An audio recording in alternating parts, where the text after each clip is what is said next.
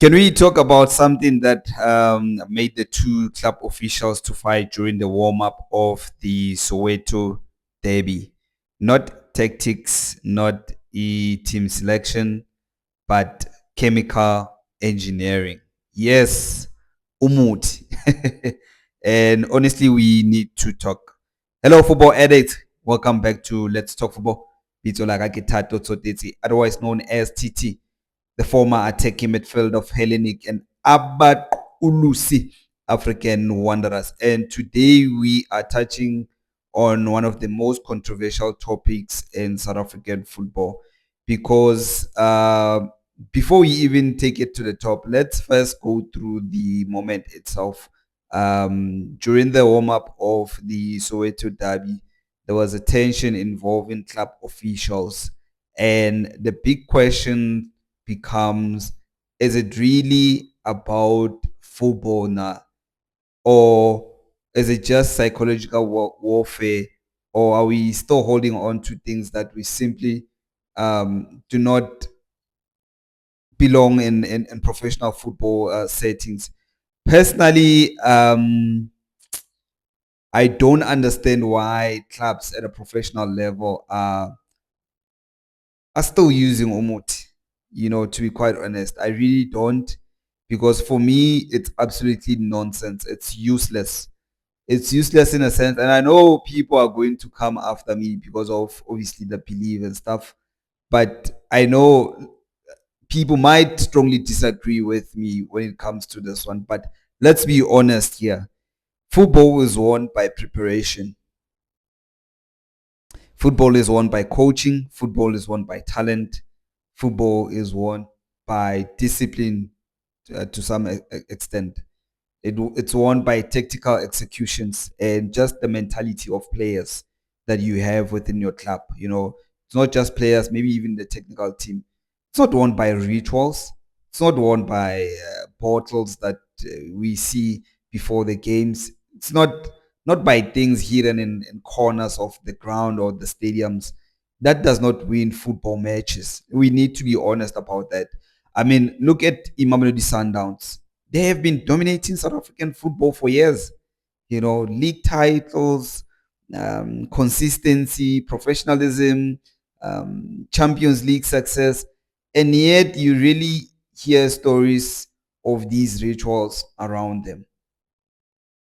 Some people will say you don't know what happens behind closed doors. Sundowns, you don't know what they do, you know, which is, I'll take that. That's fair enough. But even former players we've had who've played for Imam Sundowns, they have said that they were never taken through these rituals where players will be woken up 12 o'clock to bath and stuff. you know, they will tell you it was just about standards. It's just about professionalism. It was just about football. That's that should tell you something about Mamelodi Sundowns. And I think it's high time that we learn from that club. Yes, we are bigger clubs, Pirates and Kaiser Chiefs, but let me ask the uncomfortable question here. If Umutu really worked, why are we not dominating the World Cup as Africans? Why are we not winning AFCON consistently? Why is Orlando Pirates not winning league titles like Imamelodi Sundowns? Why is Kaiser Chiefs still chasing continental success at the peak of the continental competition? Why are we still having the same conversation every season? Because if it worked, surely the result would have proven it. I mean, World Cup was here 15 years or 16 years ago. African clubs, the African countries didn't do well. But that's not really what this is all about for me. I think the reality here is this. It is the dangerous part for me. It's what are we teaching our young players? Work hard, improve your game, stay disciplined, trust the process. Why? That's what we should be telling them, or are we just teaching them to find shortcuts, believe in rituals that will carry you through the game? Depend on outside things, that are beyond your control. Because that mindset for me is very dangerous.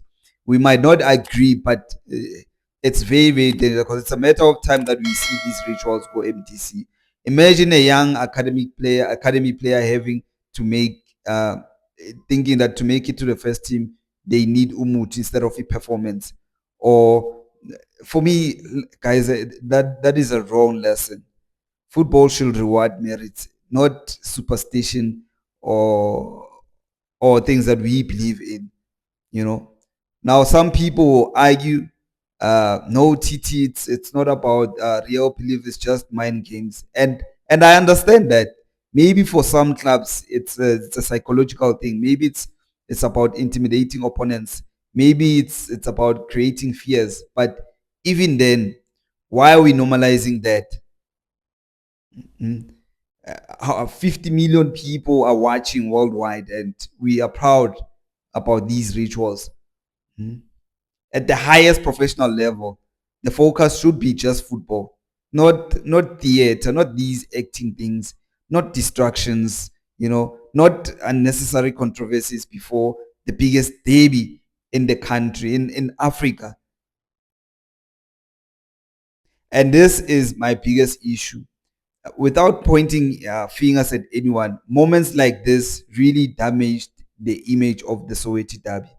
This derby should be remembered for football quality, tactical battles, passion from the fans, and just historical rivalry, not for off the field rituals and drama that we witness on Sunday.